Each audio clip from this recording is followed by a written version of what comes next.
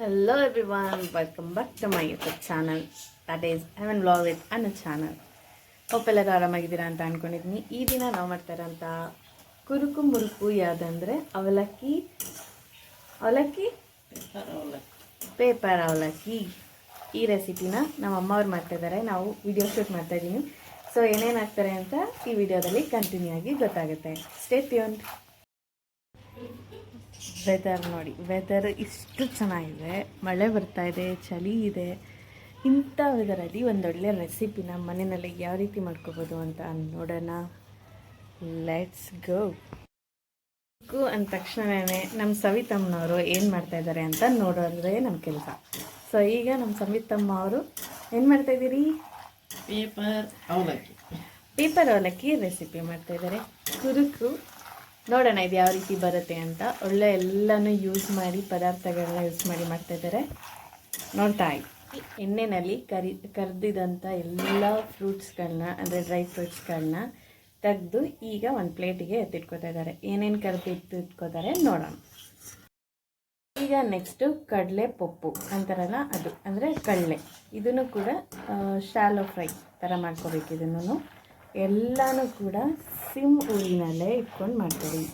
ಆವಾಗ ರೆಸಿಪಿ ಚೆನ್ನಾಗಿ ಬರುತ್ತೆ ಮತ್ತು ಅದೆಲ್ಲ ಪದಾರ್ಥಗಳ ಇಂಗ್ರೀಡಿಯೆಂಟ್ಸು ನೀಟಾಗಿ ಕುಕ್ ಆಗುತ್ತೆ.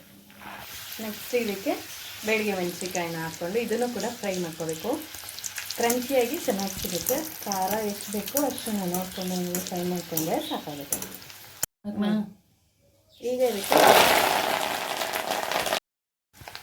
ನೆಕ್ಸ್ಟು ಕರ್ಬೇವಿನ ಸೊಪ್ಪು ಹಾಕೋಬೇಕಾದ್ರೆ ಸ್ವಲ್ಪ ಹುಷಾರಾಗಿ ನೋಡ್ಕೊಂಡು ಹಾಕೊಳ್ಳಿ, ಯಾಕಂದರೆ ಅದು ಆರುತ್ತೆ. ನಿಮಗೆ ಎಷ್ಟು ಬೇಕಷ್ಟೇ ಕರ್ಬೇವಿನ ಸೊಪ್ಪನ್ನ ಅಳತೆಗೆ ತಕ್ಕಂತೆ ಹಾಕ್ಕೊಂಡು ಯೂಸ್ ಮಾಡಿ. ಒಂದು ಸ್ವಲ್ಪ ಕಾರ್ನ್ಫ್ಲೆಕ್ಸು ಚೆನ್ನಾಗಿರುತ್ತೆ, ಇದನ್ನು ಯೂಸ್ ಮಾಡಿದರೆ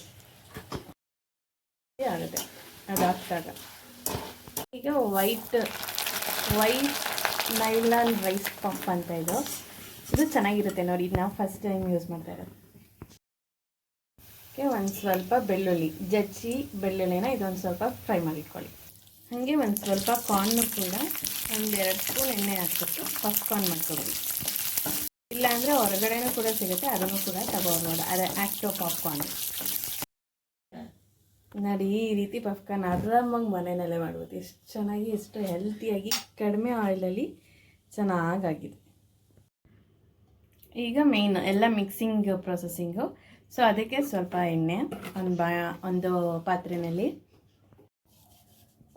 ಮೊದಲೇ ಉಪ್ಪು ಹಾಕೋಬೇಕಂತೆ, ನಮಗೆ ಗೊತ್ತಿಲ್ಲ. ನೀವು ಇದೇ ರೀತಿ ಮಾಡ್ತೀರಾ ಅಂತ ಕಮೆಂಟ್ ಬಾಕ್ಸಲ್ಲಿ ತಿಳಿಸಿ.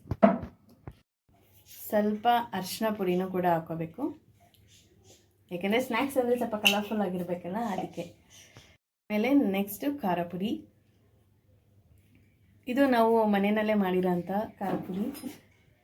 ಖಾರ ಪುಡಿ ರೆಸಿಪಿ ಬೇಕಂದರೆ ಕಮೆಂಟ್ ಬಾಕ್ಸಲ್ಲಿ ತಿಳಿಸಿ, ಅದರದ್ದು ರೆಸಿಪಿ ಕೂಡ ಶೇರ್ ಆಗುತ್ತೆ ನೆಕ್ಸ್ಟ್ ವಿಡಿಯೋನಲ್ಲಿ. ಸ್ವಲ್ಪ ಹಿಂಗು, ಈ ಕುರುಕು ಮುರುಕುಗಳಿಗೆ ಹಿಂಗಿದ್ರೆ ಚೆನ್ನಾಗಿರುತ್ತೆ ಒಂದು ಟೇಸ್ಟು, ಮತ್ತು ಡೈಜೆಷನಿಗೆ. ಈಗ ಏಕ್ದಮ್ ಪೇಪರ್ ಅವಲಕ್ಕಿ ಏನಿದೆ ಅದನ್ನು ಹಾಕ್ಬಿಡೋದು. ನಾವು ಇದನ್ನು ಸ್ನ್ಯಾಕ್ಸ್ ರೀತಿಯಲ್ಲಿ ಮಾಡ್ತಾಯಿರ್ತೀವಿ ಯಾವಾಗಲೂ. ಅದು ಇವತ್ತು ನಿಮಗೂ ಕೂಡ ತೋರಿಸೋಣ ಅಂತ ವಿಡಿಯೋ ಮಾಡಿದ್ದೀನಿ. ಇದಕ್ಕೆ ನೋಡಿ ನೀಟಾಗಿ ಒಂದು ಮಿಕ್ಸ್ ಕೊಡಬೇಕು. ಅದೇನೆಲ್ಲ ಖಾರ, ಎಣ್ಣೆ, ಅರಿಶಿನ ಅದೆಲ್ಲ ಏನೆಲ್ಲ ಹಾಕಿದ್ವಿ ಅದು ಮಿಕ್ಸ್ ಈ ಥರ ಆಗೋದಕ್ಕೋಸ್ಕರನೇ ಫಸ್ಟೇನೆ ಸಾಲ್ಟ್ ಎಲ್ಲ ಹಾಕ್ಕೊಂಡಿದ್ವಿ. ಅದಕ್ಕೆ ಈಗಾಗಲೇ ಹುರಿದಿಟ್ಕೊಂಡಿರೋ ಅಂಥದ್ದನ್ನು ಹಾಕ್ಕೊಳ್ಳೋದು. ಸ್ವಲ್ಪ ದ್ರಾಕ್ಷಿ, ಒಣ ದ್ರಾಕ್ಷಿ, ಆಮೇಲೆ ಹುರಿದಿಟ್ಕೊಂಡಿರೋ ಪ್ರತಿಯೊಂದು ಮಸಾಲೆನೂ ಹಿಂಗಿರುತ್ತೆ. ಇದನ್ನು ನೀಟಾಗಿ ಮಿಕ್ಸ್ ಮಾಡಬೇಕು. ಸ್ವಲ್ಪ ಸಕ್ಕರೆ ನಮ್ಮ ಟೇಸ್ಟಿಗೆ. ಇದು ಸಕ್ಕರೆ ಪುಡಿನಾದರೂ ಹಾಕ್ಕೋಬೋದು ಅಥವಾ ಸಕ್ಕರೆ ಡೈಸ್ ಆದರೂ ಹಾಕ್ಕೋಬೋದು, ಯಾವುದಾದ್ರೂ ನಡೆಯುತ್ತೆ. ಹಾಗೆ ಇನ್ನೊಂಚೂರು ಉಪ್ಪು ಏನಾದರೂ ಬೇಕಂದರೆ ಉಪ್ಪನ್ನ ಲಾಸ್ಟಲ್ಲಿ ಉದುರಿಸ್ಕೋಬೇಕು. ಮೊದಲೇ ಮಾಡಿಟ್ಕೊಂಡಿರೋ ಅಂಥ ಪಾಪ್ಕಾರ್ನು ಕೂಡ ಇದರೊಳಗಡೆ ಹಾಕಿ ಮಿಕ್ಸ್ ಮಾಡ್ಕೊಳ್ಳೋದು. ಈ ರೀತಿ ನೋಡಿ, ಒಂದು ಒಳ್ಳೆ ಮಿಕ್ಸ್ ಕೊಟ್ಟರೆ ಎಷ್ಟು ಚೆನ್ನಾಗಿರುತ್ತೆ. ಎಲ್ಲ ಫುಲ್ಲು ಮಿಕ್ಸ್ಗೆ ತಾನೇ ಮಿಕ್ಸ್ಚರ್ ಅಂತ ಹೇಳೋದು, ಅದಕ್ಕೆ ಮಿಕ್ಸ್ ಆಗ್ತಾಯಿದೆ. ನೋಡ್ತಾ ಇರ್ಬೋದು ಟೇಸ್ಟಿಯಾದಂಥ ಮನೆಯಲ್ಲೇ ಅವಲಕ್ಕಿ, ಪೇಪರ್ ಅವಲಕ್ಕಿ ಮುರುಕು ರೆಡಿ ಟು ಸರ್ವ್. ಇದು ಟೀ ಜೊತೆಗೆ, ಕಾಫಿ ಜೊತೆಗೆ, ಇಲ್ಲ ಈವ್ನಿಂಗ್ ಸ್ನ್ಯಾಕ್ಸ್ ಆಗಿ ತಿನ್ನೋದಕ್ಕೆ ರೆಡಿಯಾಗಿದೆ. ಸೊ ಈ ರೆಸಿಪಿ ನಿಮಗೆ ಇಷ್ಟ ಆಗಿದೆ ಅಂತ ನಾನು ಅಂದ್ಕೊತೀನಿ. ಮತ್ತೆ ಇನ್ನೊಂದು ಒಳ್ಳೆ ರೆಸಿಪಿಯೊಂದಿಗೆ ಮತ್ತೆ ಸಿಗ್ತೀನಿ. Until then stay tune and take care. ಇನ್ನೊಂದು, please share and subscribe to my YouTube channel, that is Evan vlog with Anu channel. Bye.